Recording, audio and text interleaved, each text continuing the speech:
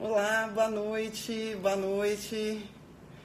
Bem, eu tô entrando um pouquinho antes para dar tempo de vocês entrarem e a gente começar a nossa live com a Ana, que está aqui já comigo. Nós estamos no Instituto Denise de Carvalho, lá, bastante gente entrando. Sejam bem-vindos. E eu quero, em primeiro lugar, apresentar a Ana. Aliás, ela vai se apresentar. A Ana está aqui com a gente no Instituto Denise de Carvalho. Então, se alguém depois se interessar em ter o contato da Ana, ou marcar uma avaliação e tal, ela está aqui conosco, tá? E, obviamente, para estar aqui conosco não podia ser qualquer uma, né? Óbvio, né? Que tem que ter o pensamento e a energia no mesmo equilíbrio que a gente aqui. Então, eu vou pedir para a Ana já se apresentar para vocês. Boa noite a todos. Meu nome é Ana Silva, sou psicóloga, sou formada já tem um tempo, tenho uma especialização em psicologia hospitalar, por isso, né, que nós vamos falar sobre esse tema também. Trabalhei muito tempo em pediatria na Unicamp, na PUC, então tinha muito contato com a gestante. Tenho um mestrado em burnout, que será possivelmente a nossa próxima live daqui a um tempo, que é o estresse. Também engajamento no trabalho, gosto muito dessas áreas e estou aqui para conversar um pouquinho com vocês. O que é muito importante. O que a Ana falou aqui de burnout, oi, tá entrando bastante gente, oi Glaucio, já vi você por aí, seja bem-vindo, meu querido. E o que a Ana falou de burnout, que é o esgotamento físico, né? O estresse, também é um problema das mamães. Mas a ideia que veio hoje da live foi quando eu vi um post da Ana falando sobre o pré-natal psicológico. E eu até escrevi no post dela, nossa, quem dera eu tivesse passado por isso. Porque para mim a maternidade não foi uma coisa simples e fácil. E eu acredito que eu não sou a única. Eu acredito que isso é muito, muito comum. Mas, até por uma questão de tabu, é pouco falado. Tem algumas agora pessoas em rede social que se expõem e mostram o lado B da maternidade e da paternidade. Mas poucas pessoas falam sobre isso. E aí eu achei maravilhoso e falei, precisamos conversar sobre o que é este pré-natal psicológico.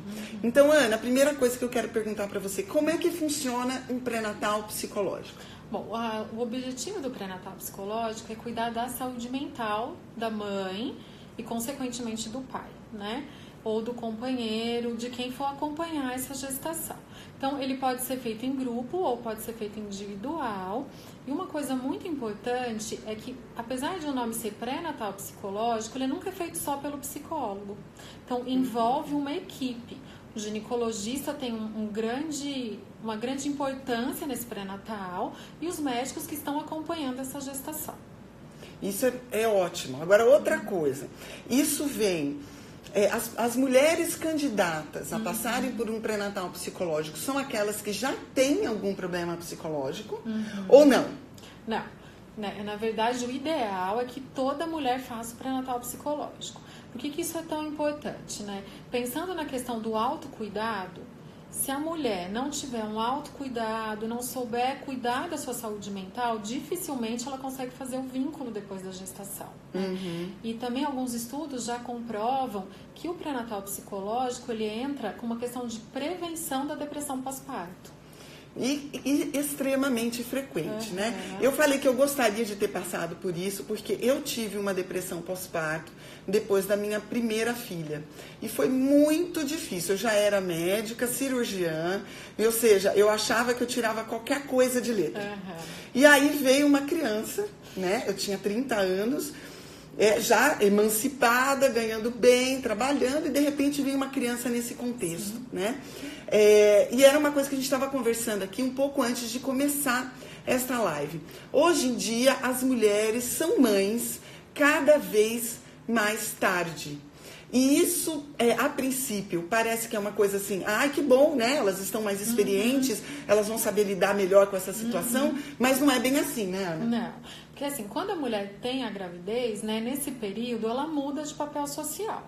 Então, assim, ao invés de ser filha, ela passa a ser mãe, e em todos os lugares que ela tem participação, esse papel passa a ser outro. Então, assim, no ambiente de trabalho, muitas vezes ela vai ficar um período afastada e ela não está acostumada com isso. A questão da família, a questão de ficar em casa com o bebê, isso falando quando a gestação ocorre normalmente, né? Agora, aquelas outras gestações que a mulher precisa se afastar por mais tempo, ficar em casa de repouso, isso também gera outras perdas que são tão significativas quanto uma gravidez teoricamente normal. Então, assim, eu gostei de um termo que a Ana usou aqui, que é perdas, né? Quando a gente fala em gravidez, a coisa que vem pra gente é alegria, né? Quantas mulheres estão tentando ser mães e não conseguem, né? Eu finalmente consegui. E por que, então, que muitas mulheres se sentem tristes? Gente, isso é um tabu que a gente tem que quebrar. Né? A gente só mostra a rede social, a sociedade, mostra o lado positivo da gravidez. E realmente existe o lado positivo, né? Mas também tem um lado que pouca gente tem coragem de falar, que é o lado das perdas. Então, quais são normalmente essas perdas, Ana? Bom, eu estou até lendo ali o lado B, né? Qual seria o lado B? Bom, o lado B é assim, a gente sempre fala que uma mãe, e isso é um tabu mesmo, né? Porque o que a sociedade diz? Bom, tem o bebê e aí instintivamente a mãe passa a ser mãe, né? A gente vê que não é muito assim. E a mulher, ela tem vergonha de falar sobre isso, né? Justamente pelo que a doutora Denise falou. Então, eu queria tanto engravidar, engravidei e agora eu preciso a todo tempo estar muito feliz com isso. É uma alegria, mas também são muitas mudanças. Tem as questões hormonais, tem a questão do corpo da mulher, que muda a cada mês, a questão do humor, que muda muito, o medo de não ser uma boa mãe. Ah, eu senti isso demais. Isso, e parece que a gente não pode falar sobre isso, né? Eu já vi várias mães dizerem, olha, Ana Silva, eu tenho muito medo, porque eu sei que eu não vou dormir como eu durmo hoje. E aí, se você fala isso no senso comum, algumas pessoas podem dizer, nossa, mas que absurdo, é um filho. Ai, que egoísta que ela está sendo, né? Ou se é o segundo filho, o que pode surgir em algumas mães, que surge mesmo, eu vou amar igual o primeiro? Será que vai ser igual? E uma outra questão muito importante, que tem o bebê que é imaginário e o bebê que realmente a mãe tem.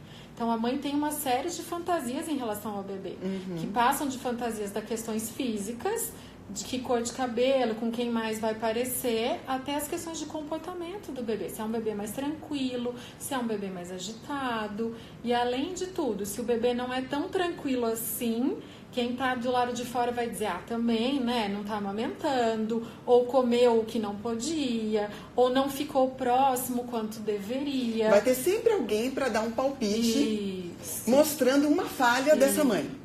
Né? Vai mostrar que essa mãe, na verdade, deveria ter feito uma... Porque se todo mundo sabe da sua vida e do seu filho, né? Nem estou falando de sogra, sogro, mas até a sua mãe, né? Sua mãe fala, porque no meu tempo e tal coisa. E aí a mulher fica dividida, né? Entre aquilo que ela sabe, que ela acha que é melhor para o filho, aquilo que ela vê na rede social, aquilo que a sogra fala, aquilo que a mãe fala, e na verdade, no final, ela quer dar um grito, falar, dá licença que o filho é meu, eu vou fazer do jeito que eu quiser e tal. Então, vem antecipado a isso, vem essa ansiedade, né? E aí, é importante dizer que um excelente parceiro, imprescindível, são os ginecologistas, né? Porque é o primeiro médico que vai ter contato com essa mãe e que, teoricamente, já conhece um pouco da paciente.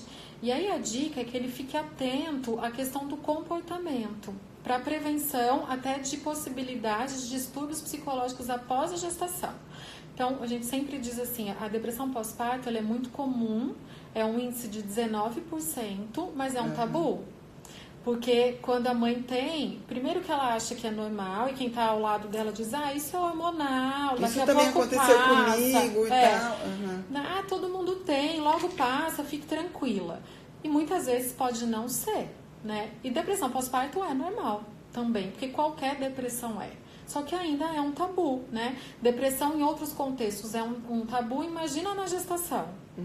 Então, cabe ao ginecologista acompanhar, né, e conhecer os sentimentos que essa gestante traz ao longo do processo, que tem muita coisa normal, que é o que a doutora Denise disse, a questão da ansiedade, o medo do parto, né, os sintomas fisiológicos e hormonais. Tem mulher que eu já ouvi muito isso, né? É muito estranho, ela enjoa demais. Isso aí parece que não tá normal, parece que é frescura. Então, né? as pessoas começam a julgar o comportamento dessa mãe, que ainda nem nasceu o bebê. Isso. Né? E geralmente a mulher se sente muito sozinha nesses momentos, né? Então, as pacientes relatam, bom, eu prefiro ir chorar no banheiro do que ficar perto de alguém. Eu tenho vergonha de falar isso com outras pessoas. E ela vai se sentindo abandonada neste processo, né? E algumas vezes começa a conversar com outras mulheres e esquece de que cada uma é muito única, né? Algumas têm alguns sintomas, outras não necessariamente. Tem mulher que não tem tristeza, nem melancolia nos primeiros 3 meses e tem depois. Tem mulher que tem a questão da negação. Um outro sentimento que é muito comum é a negação, logo quando descobre, e a aceitação. A negação da depressão? A negação da depressão, a negação da própria gravidez, né? Eu ouvi outro dia um relato que me marcou muito. Uma mãe disse assim, bom, eu estava quase 9 meses e um dia estava muito quente e eu falei para o meu marido, eu não quero mais essa gestação e estou muito cansada. E o bebê nasceu no dia seguinte, era um bebê prematuro. E aí ele teve que ficar um tempo ainda na UTI. Ela disse, Ana Silvia, a culpa foi minha, porque eu falei que não queria mais. Olha o sentimento de culpa. E eu vou falar uma coisa pra vocês. Eu conheci uma pessoa muito especial, que é Terezinha. É uma querida do meu coração. E ela falou assim pra mim, ela tem 4 filhos. E ela falou assim pra mim, Denise, a tônica da mãe é a culpa. E é assim mesmo, né, Ana? Isso.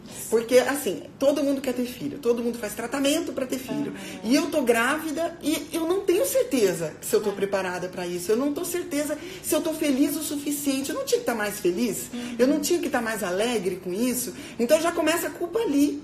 Né? Apesar de todas as inseguranças, de todos os medos que ela enfrenta. Hoje em dia a gente tem, como a gente falou no domingo passado, uma epidemia de crianças com problemas. Né? Então, e por isso a importância da programação da gravidez, né? Então vou pontuar novamente aqui, de você se preparar para uma gestação do ponto de vista de saúde. Nem estou falando só da questão psicológica, mas a questão psicológica também. E aí ela engravida e fala, e se meu filho for autista? E se meu filho tiver síndrome de Down? Né? E se meu filho tiver uma anomalia? E se às vezes aconteceu alguma coisa do tipo na família? E ela fica olhando aquilo para ver se ela está fazendo alguma coisa igual, para ver se não é ela que vai causar. Aí vamos que dá uma coisa e vem uma criança com problema. O que ela vai fazer? Ela vai se culpar o resto da vida dizendo que o filho nasceu assim por causa de algum tipo de comportamento dela. Olha que carga que essa mãe tem que carregar. Sim. E uma outra questão relacionada aos fatores, que a gente esquece de dizer sobre isso, né? Mas o quanto melhor resolvida, né, essa mãe tiver em relação aos sentimentos, melhor vai ser o contato que ela vai fazer com o bebê logo quando nascer, né? Então, se ela já conversou com um psicólogo, passou por todo esse processo, quando nascer o bebê, ela tem um autoconhecimento e ela consegue fazer um diagnóstico, né? Eu acho que eu tô com depressão pós-parto, ou eu tô normal, ou não tô, tá além daquilo que eu imaginava, preciso de ajuda, e até procurar uma ajuda sem se preocupar com o que os outros vão falar, ou com um julgamento que não seja tão favorável. E este pré-natal psicológico, Ana, ele continua depois do nascimento do bebê? Continua. O ideal é que continue, né? A gente sabe que algumas mães não fazem isso, e aí acho que depende de cada caso, mas o ideal é que continue pelo menos até uns 2, 3 meses, por conta da fase de adaptação. Né? É porque não é nem um pouquinho fácil logo que nasce, né, gente? Não é fácil essa mudança da dinâmica. Agora, Ana, é importante o marido participar? Sim. é de extrema importância, né? Hoje em dia a gente já sabe que quando o marido está ao lado da mãe, quando a mãe está amamentando, isso exerce um fator extremamente positivo, tanto para a mãe quanto para o bebê, né? Então a presença paterna faz muita diferença.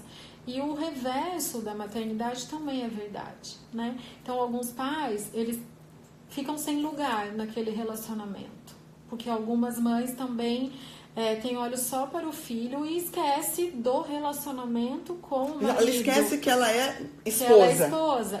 Então, é como se ela fizesse uma ruptura ali naquele papel social que ela tinha de esposa e assume só o papel de mãe. Então, quanto mais o pai participa disso, melhor pode ser o prognóstico da gestação. Entendi. Deste vínculo. Melhora a manutenção deste vínculo. Porque os papéis estão mudando, né, Ana? Hoje os maridos, os pais, eles participam mais, né? Sim. Depois que o bebê nasce e tal. A gente vê, eu conheço casais que o marido até reveza à noite com a esposa e tudo mais, né? Sempre que pode. Antigamente isso não era assim. A mulher se sentia muito mais abandonada. Mas tem uma questão hoje, que foi o que a gente falou ali no começo, de que as mulheres hoje elas são mãe mais tarde. Então ela tem toda uma vida anterior ao nascimento do bebê.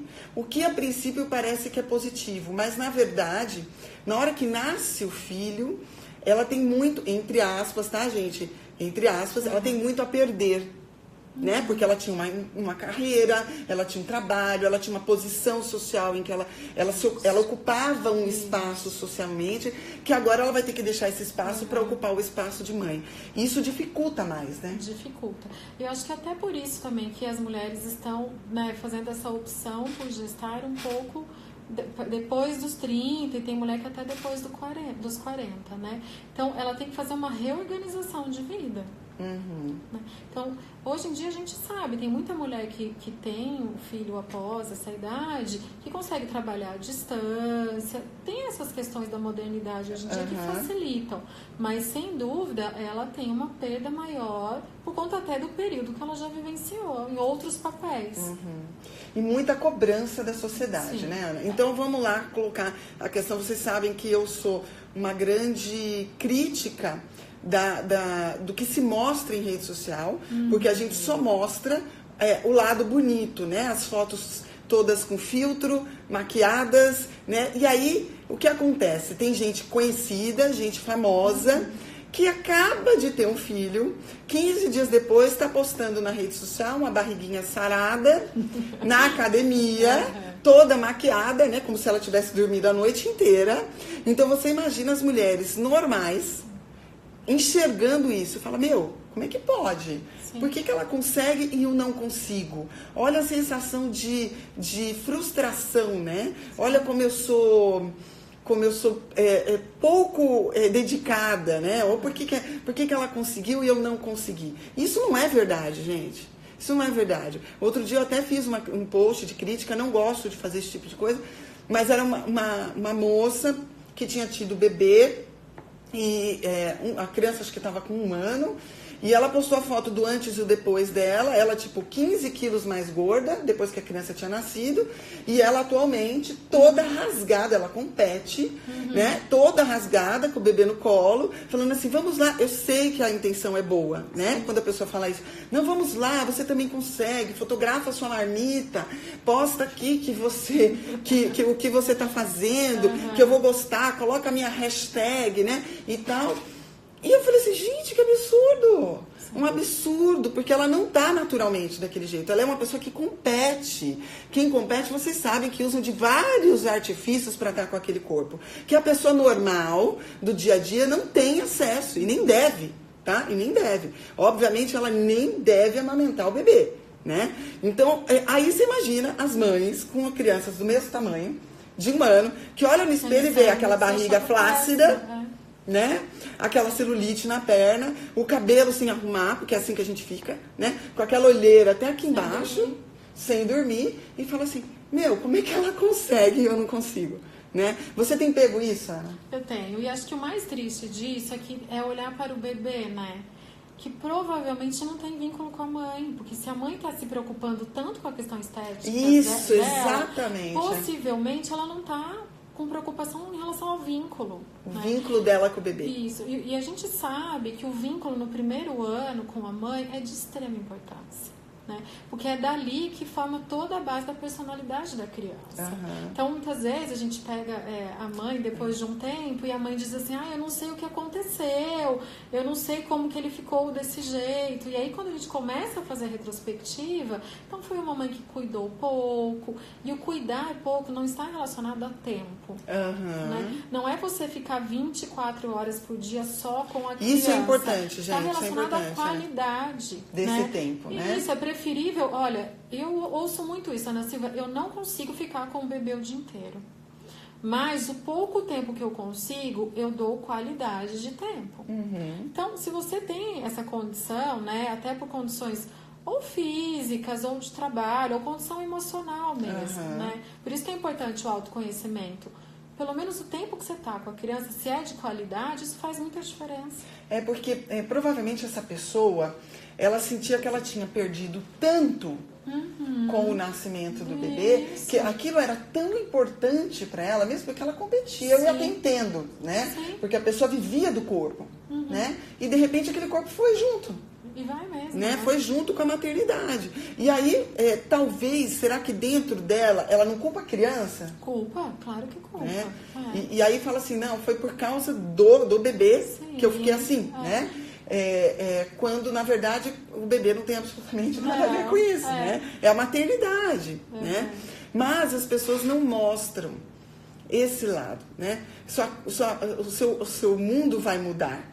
Então, eu estava falando aqui com a Ana, quando eu estava na faculdade, tinha um professor de psiquiatria que ele dizia o seguinte: existem 2 momentos na vida da mulher, principalmente, que são 2 momentos de luto. O primeiro, no casamento, e o segundo, com o nascimento do filho, do primeiro filho, principalmente. Eu achava isso um absurdo. Obviamente, eu não era mãe, né? Eu falava assim, que absurdo. Hoje em dia, ninguém casa obrigado, gente. Ninguém casa obrigado, né? A gente casa porque quer, porque a gente escolheu, né? Nós estamos em outro momento. Como é que isso pode ser um luto? E realmente pode ser essa sensação, Ana? Pode, na verdade é. Né? Eu entendo que não é só uma sensação, é um luto. Porque assim, é o luto do corpo, é o luto do papel social que você tinha antes que você não tem mais. Você tem ganhos com a gravidez, sem dúvida. Mas sempre a gente precisa pensar, que eu acho que é por aí que começa o pré-natal psicológico, é qual é a função dessa gestação na sua vida, enquanto mulher, e qual é a função dessa gestação na vida do casal. Porque nós sabemos que, às vezes, a gestação ela vem para cumprir um papel que é social. Porque todo mundo está pressionando, isso, né? E a não família. necessariamente porque eu quero. Eu acho que isso precisa ser muito pensado, né? Não é porque a gente é mulher que a gente precisa querer gestar. Olha isso, não gente. Não tem essa necessidade. Não é porque é mulher que precisa querer gestar. Nem o homem precisa querer ser pai. Não precisa. E a gente já vê bastante, eu vejo bastante disso na clínica, né? Que são casais que decidiram por não ter criança. E uma decisão consciente. Então, o ideal até, Ana, ver se você concorda comigo, era antes de pensar em ter um filho, já fazer um tipo de... Já fazer um acompanhamento, E esse acompanhamento, ele está muito relacionado com o autoconhecimento mesmo, né? E trabalhar um pouco as crenças que você tem em relação à gravidez. Certo. E são crenças que vêm tanto da questão cultural, que a mulher... Né? E a gente tem ouvido um pouco disso atualmente, né? A função da mulher é cuidar da casa e ser mãe, né? Enquanto com a questão da família. É o modelo, né? O modelo, porque às vezes a gente acabou de casar e aí quando você encontra alguém, a primeira pergunta é, quando que vai ter filho? Olha, cuidado com a idade, já precisa engravidar. E algumas mulheres cedem a esse apelo cultural e social. Porque esperam isso dela. Então ela nem para pensar às vezes. Não, eu tenho que fazer porque isso é normal, né? Porque todo mundo faz, né? Então eu preciso ser mãe e preciso estar felicíssima com essa ideia, porque é isso que a sociedade espera de mim. E ainda que ela queira muito engravidar, é o segundo tabu que é, eu engravidei e preciso continuar muito feliz. porque eu consegui engravidar, e olha quantas pessoas, quantas mulheres querem, quantas famílias querem e não conseguem.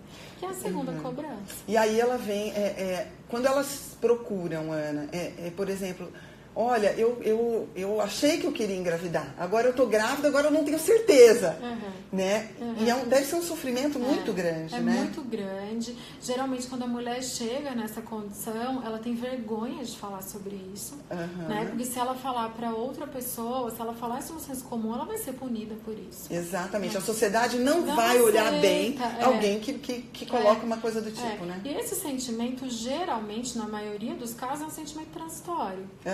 Que é um sentimento normal, né? Eu diria que 70% das mulheres passam por esse sentimento em algum momento da gravidez. Ali, sozinha, a hora que ela vai dormir, ela vai lá e... aí como é que vai ser agora? Será que eu vou ser uma boa mãe? Será que eu vou saber cuidar bem? E o meu casamento? E a minha vida sexual? Como que vai ficar depois dessa gestação? Ou até durante a gestação? Isso, aí é um outro ponto que eu acho que seria interessante a gente colocar. Isso. Muda muito, né, Ana? Muda muito. E tem muito tabu, né? E agora tô grávida, não posso ter relação sexual. Porque é como se o erótico não pudesse fazer parte. Caminhar junto, né? Entendi. Então agora que eu sou mãe, eu não uso mais as roupas que eu usava, eu não me comporto mais. E na verdade são eu não coisas sou mais sensual. Eu não sou mais mulher, né? Agora eu sou mãe. E isso é independente de estar grávida ou não, né? Então, outra dica importantíssima é converse com o seu ginecologista, porque é ele que vai dizer se de fato é uma gravidez de risco, então não precisa interromper por um período a relação sexual. Isso pode existir, né? Mas na maioria dos casos não. E aí um outro mito é assim, e o bebê, como ele vai fazer? Porque ele sabe que eu tô tendo relação sexual. Você imagina, olha só, né? São a fantasias culpa, de culpa, né? E na verdade o que a gente sabe pelos estudos é que o bebê, isso é muito lindo, ele percebe uma movimentação diferente por conta do batimento cardíaco da mãe e pela respiração. Isso aumenta o fluxo sanguíneo e ele recebe um fluxo sanguíneo maior. E isso faz bem para o bebê. Olha que lindo, e até a gente. frequência, né? Então, assim, isso ter também, relação sexual, obviamente, positivo, né? Sim, Guardada os cuidados, isso. né?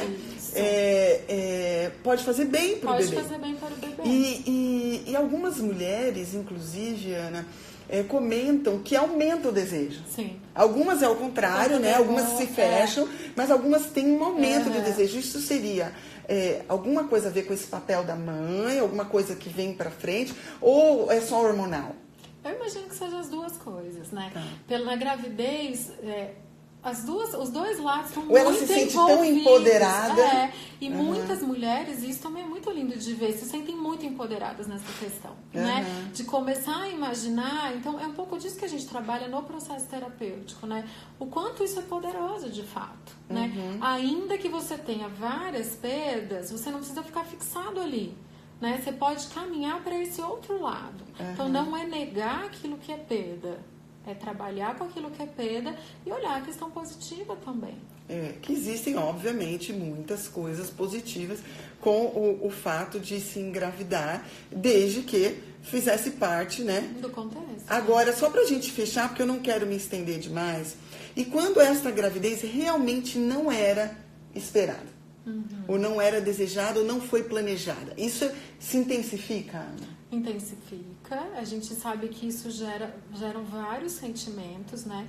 Desde uma vontade de interromper a gravidez ou de tirar a própria vida. E isso é tratado com muito cuidado no processo terapêutico. Então, assim, o psicólogo, ele não vai dizer por qual caminho a pessoa deve seguir. Né? Mas trabalhar esses mitos e por que ela não queria, e muitas vezes a mulher não quer porque ela cria fantasias em relação a isso, né? Eu não quero porque depois eu não vou ser mais atraente, ou eu não quero porque eu não vou saber cuidar, ou eu não quero porque eu vou ficar de licença maternidade e depois eu não vou conseguir a recolocação, ou como eu vou fazer nos 9 meses, eu vou ficar muito gorda, meu marido não vai mais ter atração por mim. Então, são fantasias também, são fantasias, né? Então, isso precisa ser trabalhado, né? É claro que nessa condição, nós não estamos falando de abuso sexual ou de outras condições extremas que são tratadas de outra maneira, né? Com outro olhar. Mas estamos falando da condição mais geral. Tá. E aí isso se intensifica. A incidência de depressões pós-parto são maiores nesses casos? São maiores nesses casos. E também maior, né, e uma probabilidade maior em relação àquelas mulheres que já tiveram depressão ao longo da vida, né? Por questões genéticas ou por questões de comportamento. Então, quem já tem depressão, de não saber lidar. Né? Quem já tem um comportamento, né? Uma tendência à depressão antes de engravidar, isso fica muito maior a possibilidade. Isso, pode ter uma depressão pós-parto. Então, assim, só para a gente fechar, dentro desse pré-natal psicológico, qual é o objetivo? Então, aonde a gente deveria chegar? O objetivo é reorganizar as questões emocionais da gestante, né? O que a gente chama de reorganizar? É um espaço onde a gestante pode falar o que ela quiser, pode contar sobre as fantasias e sobre os medos e entender um pouco do porquê que isso está acontecendo, né? Lembrando sempre que ele não pode acontecer sozinho. Precisa ter o acompanhamento do ginecologista. Né? Porque o psicólogo, nós não vamos dar as informações fisiológicas, né? Nós vamos falar das questões emocionais. Agora, as mudanças físicas... Isso, com o ginecologista. E aí, é muito importante que ela tenha muita segurança no ginecologista. Na escolha deste profissional. Então, cuidar disso, né? Não dá para ser alguém que você nunca foi ou alguém que você não tem afinidade, porque aí perde a credibilidade e as questões emocionais aumentam muito. Porque ela se sente desamparada. Se sente desamparada. Então precisa confiar tanto no ginecologista quanto no psicólogo. No psicólogo. E o ideal é que isso se estenda um pouco mais depois do nascimento do bebê. Depois do nascimento, que tenha uma continuidade. E que o pai participe também? Sempre. Inclusive, em algumas vezes, a gente chama o pai junto pro pré-natal. Para fazer também. Principalmente quando a gente vê que tem alguma dinâmica um pouco mais... Às vezes ele não queria ser pai, por exemplo. Né? E isso aí a mulher se sente mal com isso. Aí ela se sente abandonada, né? Porque aí agora ele não vai me querer mais, vamos dizer assim. E aí tem que trabalhar todo mundo junto. Tem que trabalhar a dinâmica toda. Então, gente, isso aqui foi para quê? Para a gente desmistificar um pouco. Se você não tem certeza se quer ser mãe, tudo bem, né? Ninguém é obrigado a ser mãe. E se você quer ser mãe, mas tem muito medo do que virá com a maternidade, tudo bem. Todas têm medo, né? Só que muito poucas mulheres falam sobre isso.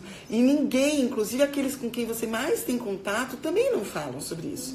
Só esperam que você ache tudo lindo, que você ache tudo bonitinho, né? Como se você tá andando no shopping e o bebê aparecesse lindo, num carrinho, todo perfumadinho, arrumadinho, e aquela mãe linda, maravilhosa, em cima de um salto, que a gente sabe que não é assim que acontece. Mas tudo bem, porque isso também passa, né? Saibam que todo mundo sobrevive, mas que se a gente tiver a ajuda de uma equipe que trabalhe muito bem, né, sobre todos esses aspectos, isso vai ser bem melhor. Um ginecologista que trabalhe bem, um pessoal, por exemplo, um ultrassonografista que faça esse ultrassom e tenha inclusive o cuidado, né? Quando achar alguma anormalidade ou achar qualquer coisa, o cuidado de como passar isso, como conversar e como preparar essa mãe para o que virá, né? E uma equipe falando toda a mesma língua, né? É possível hoje enxergar o ser humano como um todo. Aliás, é assim que tem que ser, né? A equipe toda trabalhando junta em prol da saúde física e mental, não só da mãe como do casal. Eu queria agradecer a todos que estiveram aqui com a gente. Obrigada por passar mais esse tempinho aqui no domingo à noite. E esse vídeo vai para o Facebook e vai também para o YouTube logo mais, mas vai ficar disponível aqui pelas 24 horas, tá bom? Muito obrigada pela presença de vocês. Eu vou ver agora com calma as perguntas e os comentários que vocês fizeram. E o que eu puder ajudar, podem contar com a gente. Certo, Ana? Certinho. Eu queria agradecer também. Queria dizer a vocês que eu estou à disposição. Se vocês tiverem alguma dúvida, podem me chamar em inbox pelo Instagram, que assim que eu puder eu já respondo. E também dizer uma frase que eu sempre digo, né? A nossa saúde mental vale a nossa vida. E às vezes a gente esquece um pouco disso, de olhar para o nosso bem mais importante, que é a nossa saúde mental, né? Que ela reflete muito naquilo que é físico. Então, que a gente possa cuidar mais disso, justamente nessa visão do todo, sistêmica, né? Lembrando dos outros profissionais e lembrando também da saúde mental. Ó, um beijo, bom domingo. Beijo, gente. Boa noite. Tchau, tchau.